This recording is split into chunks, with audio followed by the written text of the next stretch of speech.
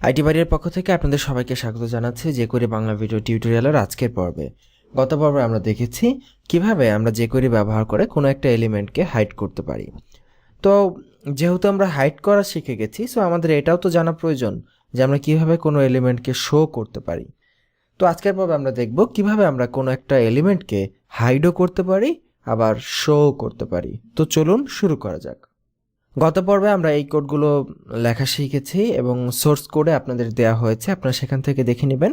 তো এইখানে গত পর্বে আমরা আসলে সিডিএন ব্যবহার করেছিলাম। তো যেহেতু আমরা লোকালি কাজ করতেছি, আজকের পর্বে আমরা এটা সিডিএন থেকে না করে আমরা আমাদের লোকাল সার্ভারে আমরা jqueryটাকে আমাদের নিজের কম্পিউটার থেকে কল করিয়ে তারপরে করতেছি। সো হোয়াট এভার, আপনি দুইটার যে কোনোভাবেই করতে পারেন, এটা কোনো বড় কোনো ইস্যু না।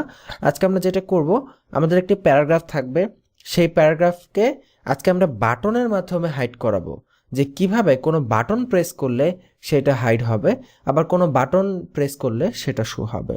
তো আমরা সব কিছু কেটে দিচ্ছি, সব কাটতে হবে না, আমরা এখানে একটা প্যারাগ্রাফ রাখি, this is a demo paragraph, এবং আমরা আমাদের ডকুমেন্ট রেডি যে ইভেন্টটা রয়েছে সেটা এখানে রেখে দিচ্ছি। এখন আমরা চাচ্ছি এই প্যারাগ্রাফটা আমরা সেভ করে যদি আউটপুটটা রিফ্রেশ করি, এই হচ্ছে আমাদের আউটপুট। এখন আমাদের অবশ্যই একটা বাটন লাগবে এই প্যারাগ্রাফটাকে হাইড করানোর জন্য এবং শো করানোর জন্য। আমরা একটা বাটন এখানে নিয়ে নিই এবং সেই বাটনটাকে অবশ্যই jqueryতে কল করতে হলে আমাদের আইডি ব্যবহার করতে হবে। আমি কি নাম দিতে পারি? এই বাটনটা দিব আমরা, এটা ক্লিক করলে হাইড হয়ে যাবে, সো এটার নাম দিচ্ছি আমরা হাইড। এবং আমরা আরেকটা বাটন নিব যেটাতে ক্লিক করলে শো হবে এবং সেটার নাম দিচ্ছি আমরা শো। আচ্ছা, আমরা একটা কাজ করি, শো এর ব্যাপারটা একটু পরে দেখি, আমরা আগে হাইডটা করে নিই, দেখি হাইড কিভাবে করতে হয় বাটন প্রেসের মাধ্যমে। সো এখানে দেখুন আমাদের কাজটা কি হবে, খুব ভালো করে চিন্তা করুন। যে কোনো প্রোগ্রাম তৈরি করার পূর্বে অবশ্যই যদি আপনি সেই প্রোগ্রামটা নিয়ে A to Z একটু মাথায় চিন্তা করেন, তাহলে খুব সহজে সেই কাজটা করতে পারবেন। এটা হচ্ছে আমাদের প্রথমে বাটনটাকে jquery থেকে কল করতে হবে। বাটনটাকে কল করার পরে, মানে বাটনটাকে সিলেক্ট করার পরে আমাদের ফাংশনে কি হবে, বাটনটাকে ক্লিক করার পরে আমাদের এই যে প্যারাগ্রাফ রয়েছে সেই প্যারাগ্রাফটা তখন হাইড হবে। তো কিভাবে হবে সেটা? তো আমরা বলেছি প্রথমে আমাদের কাজ করতে হবে কি, বাটনটাকে সিলেক্ট করতে হবে। সো ঠিক একইভাবে আমরা এই যে যেহেতু আমরা আইডি দিয়েছি বাটনের, সো আমাদের আইডিটাকে এখান থেকে সিলেক্ট করার জন্য হ্যাশট্যাগ ব্যবহার করতে হবে এবং আইডির নাম আমরা যেটা ছিল হাইড, আমরা সেটা এখানে দিয়ে দিলাম। এরপরে আমাদের অবশ্যই এখানে একটা ক্লিক ফাংশন হবে, তাই না? কারণ বাটন ক্লিক হলেই তো তারপরে ফাংশনটা ক্রিয়েট করবে। এবং ঠিক একইভাবে ক্লিকের প্যারেনথেসিসের ভেতরে আমরা ফাংশন লিখতেছি। ফাংশন নিয়ে আমরা ফার্স্ট ব্র্যাকেট এবং সেকেন্ড ব্র্যাকেট দুটোই দিলাম। দিয়ে এখন কি হবে, কেউ যখন এই হাইডে ক্লিক করে ফেলবে তখন আমরা কি করব, তখন আমাদের প্যারাগ্রাফটা হাইড হবে। তো হাইডে ক্লিক করার পরে আমরা এখন আমাদের প্যারাগ্রাফটাকে এখান থেকে সিলেক্ট করব এবং এই প্যারাগ্রাফটা কি হবে, হাইড হবে। ওকে, ফাইন, সেভ করি, আউটপুট রিফ্রেশ করি, এখানে একটি বাটন চলে এসেছে, this is a demo paragraph, just হাইডে ক্লিক করলে আমাদের প্যারাগ্রাফটা হাইড হয়ে গেছে। চমৎকার। দেখুন আমি আপনাদেরকে একটু রিক্যাপ করে দিচ্ছি, যেহেতু jqueryতে আপনারা একেবারে নিউ, আমি বারবার একই কথা বলতেছি। আমাদের এখানে দুটো কাজ করতে হবে। একটি বাটনে কেউ যখন ক্লিক করবে তখন প্যারাগ্রাফটা হাইড হবে। সো বাটনে ক্লিক করার জন্য আমরা প্রথমে বাটনকে সিলেক্ট করালাম, দেন বাটনে কি করবে, বাটনে ক্লিক করবে। সো বাটনে ক্লিক করার অ্যাকশন দিলাম, তারপরে ফাংশনটা কি হবে, বাটনে ক্লিকের পরে তারপরে ফাংশনটা হবে প্যারাগ্রাফ হাইড হয়ে যাবে। সো প্যারাগ্রাফ হাইড করার জন্য প্যারাগ্রাফকে সিলেক্ট করলাম এবং অ্যাকশন দিলাম, প্যারাগ্রাফটা হাইড হবে। খুবই simple.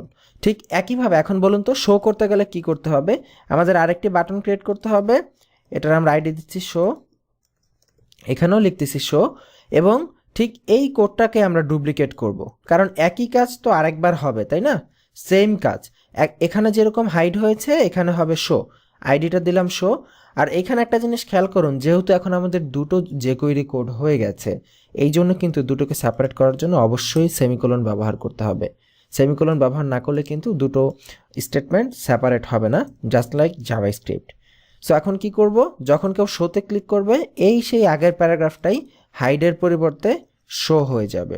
Now save this, refresh the page, দেখুন this is a demo paragraph, আমরা হাইডে ক্লিক করলে দেখুন হাইড হয়ে গেল, শোতে ক্লিক করলে এই যে চলে এসেছে। তো দেখুন একই সিস্টেম, আপনি jqueryতে যাই করেন না কেন রুলস একটাই, প্রথমে তাকে সিলেক্ট করুন, তারপরে তাকে ডিফাইন করুন সে কি কাজ করবে। যদি ডাবল করার প্রয়োজন পড়ে তাহলে তার ভেতরে আরেকটা ফাংশন নেন, যদি এইখানে আরও কোনো ফাংশনের প্রয়োজন পড়তো তাহলে আমরা এইখানে আবার এর ভেতরে আরেকটা ফাংশন নিতাম।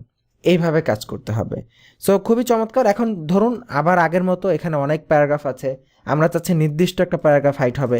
সো সেটাকে আমরা কি করব, এখানে ক্লাস দিব, ধরে নিলাম এটার আমরা কি ক্লাস দিতে পারি, আমরা এখানে ডেমো একটা ক্লাস দিলাম। এখানে আমরা অন্য কিছু লিখে দিই, আপনাদের বুঝতে সুবিধা হবে, যে এখানে আমরা ডেমো প্যারাগ্রাফ লিখে দিচ্ছি, ডেমো প্যারাগ্রাফ। এখন কি হবে, সব প্যারাগ্রাফের পর অল্টারনেটিভ হিসেবে শুধুমাত্র এই ডেমোটাই হাইড হবে।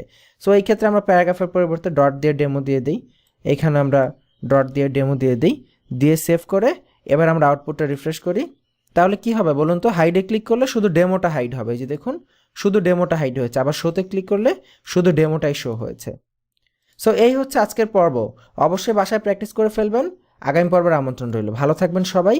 আর যদি বুঝতে কোথাও কোনো প্রবলেম হয় আমাদেরকে অবশ্যই মেল করে আপনার সোর্স কোড সহ আমাদের জানাবেন। আল্লাহ হাফিজ।